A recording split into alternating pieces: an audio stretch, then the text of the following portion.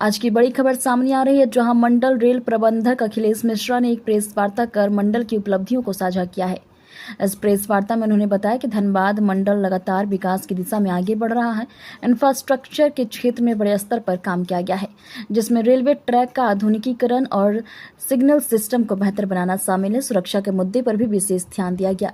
आधुनिक तकनीकों के इस्तेमाल से ट्रेनों की सुरक्षा व्यवस्था को और मजबूत किया गया है। वहीं यात्रियों की सुविधाओं में सुधार को लेकर भी कई अहम कदम उठाए गए हैं। स्टेशनों और साफ सफाई, बेहतर वेटिंग एरिया और डिजिटल सूचना प्रणाली जैसी सुविधाओं का विस्तार किया गया।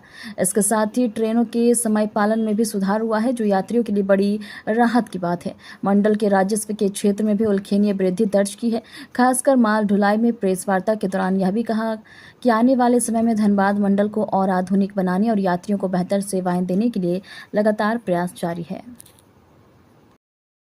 एक तरह से बहुत बड़ा अचीवमेंट रहा है, क्योंकि better than last year loading है और ईसीआर रेलवे ने भी जो है अपना लक्ष्य जो है जो पाया है अभी, वो भी बेटर देन लास्ट ईयर रहा है। तो परफॉर्मेंस वाइज तो बहुत अच्छा परफॉर्मेंस रहा है। जो हमारे पास हैंडीकैप पीरियड था वेदर के कारण, बारिश के कारण में काफ़ी लंबा ड्यूरेशन हुआ इस बार लास्ट ईयर में, उसके कारण से लोडिंग लॉस हुआ है। लेकिन वो लोडिंग लॉस ने कोई डाउनस्ट्रीम इम्पैक्ट नहीं दिया। जितना टारगेट जितना ज़रूरत था कोयला पहुँचाने का, आज अभी थोड़ी देर पहले डीवीसी की मीटिंग हो रही थी, तो उसमें भी जो निकल के आ रहा है कि ऑलमोस्ट हर प्लांट के ऊपर एक्सेस कोल पहुँचा हुआ।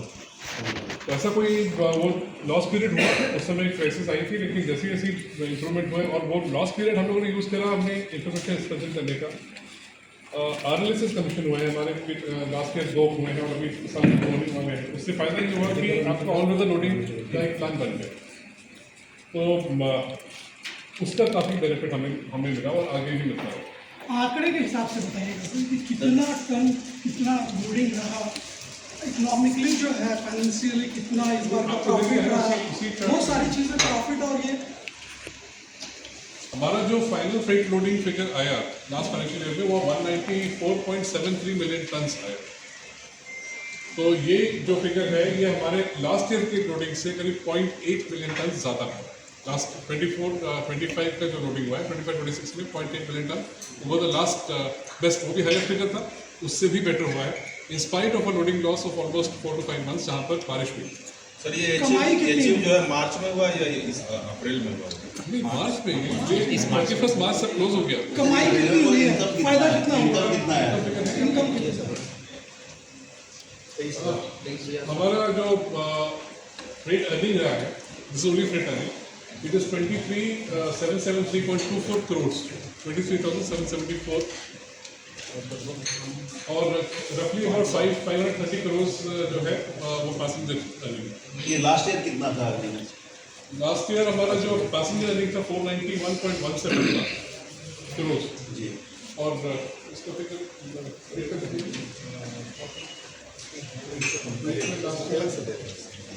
वो प्रोवाइड करते हैं। मैंने अब तक का ये हाईएस्ट है। Earning is not loading highest है, earning may not be the highest. Earning fluctuate करता है दूसरे कारणों से, बट लोडिंग हाईएस्ट। तो लोडिंग के दृष्टिकोण से जो जोन के हिसाब से कितना रैंक है? जोन के हिसाब से आई थिंक आंकड़ा निकाला गया क्या? 4th है। धनबाद डिवीजन नंबर 1 है, बट ECR 4th है। सर जो नई ट्रेनें की शुरुआत हुई थी, दूसरे रेलवे को कितना, धनबाद डिवीजन को क्या बेनिफिट? तो वो आपको अलग से देना पड़ेगा, बिकॉज मैंने आपको बोला कि जो पैसेंजर अर्निंग दी है उसमें तो ग्रॉस आ गया है, बट वो ट्रेन वाइज अगर मांगेंगे तो निकालना पड़ेगा। मिल जाएगा सर, डेटा मिल जाएगा। ओवरऑल में बताइए ना सर। 40 लाख पर ट्रिप है सर, 40 लाख पर ट्रिप अर्निंग है। रेलवे इंफ्रास्ट्रक्चर है, वो स्पीड को अपडेट कर सकता है। साथ ही साथ जो है इस सेक्शन के ऊपर हमारे पास ऑटोमेटिक ब्लॉक सिग्नलिंग और कवच दोनों ही एक साथ कमीशन हो रहे हैं। ABS हो चुका है, कवच भी हो चुका है, कवच का ट्रायल भी अभी और होना है। तो एक तरह से जो मिशन रफ्तार में रिक्वायरमेंट है, ट्रैक फिट होना है, बेटर सिग्नलिंग और बेटर सिग्नलिंग सेफ्टी, तीनों एक साथ कमीशन होते आ रहे हैं। इससे हम निरंतर बढ़ रहे हैं उसके तरफ। सर आपका जो मेन गेट जो आपका स्टेशन जाने का है, अक्सर जाम की समस्या से आपने जो है लगातार इस मुद्दों को हम लोगों ने उठाया है। आपका संज्ञान में लाया, लेकिन अभी तक सुधार नहीं हुआ। क्या आपको नॉर्थ साइड वाला बात है। सामने और ट्रैफिक का इशू है, वहाँ पर ऑटो टोटो की पार्किंग बहुत ज़्यादा होती है और कुछ ट्रेनर्स को लेके ही होता है। तो अगर आपने बीच में एक मास्टर प्लान हमने बनाया था जो डीसी के साथ शेयर भी करा था, और उस मास्टर प्लान में इसको एड्रेस करा है। अब मास्टर प्लान डिपेंडेंट है जो 3rd और 4th है मास्टर ट्रैकिंग प्रोजेक्ट के अलाइनमेंट के साथ में, उसका अलाइनमेंट में थोड़ा चेंजेस हुए हैं। वो अलाइनमेंट चेंज करके मास्टर प्लान के लिए जो है प्रपोजल्स ऑलरेडी भेज दिए हैं, उसको इम्प्लीमेंट कर देंगे। अब वो माइनर चेंज होकर के मास्टर प्लान फेस हो जाएगा, बट उसमें जो है सबसे इम्पॉर्टेंट चीज़ यही ध्यान रखनी है कि जो प्लेटफॉर्म जो रेलवे स्टेशन के बाहर जो प्रॉब्लम हो रही है वो बेसिकली बसेस, ऑटो टोटो जो आते हैं, और या फिर लोग जो पैसेंजर्स को रिसीव करने आ रहे हैं वो गाड़ी दोनों साइड में पार्क कर देते हैं, और वो फिर आपके पास मुश्किल से एक बचते हैं चलने के लिए। तो वहाँ पर हम ऑलमोस्ट 6 लेन का हिसाब करके रखा, और जो थ्रू ट्रैफिक है जो स्टेशन नहीं आता, अभी क्या है श्रमिक चौक से डीआरएम चौक तक जो है जो स्टेशन नहीं जाने वाला ट्रैफिक भी उसी रोड पे आ रहा है।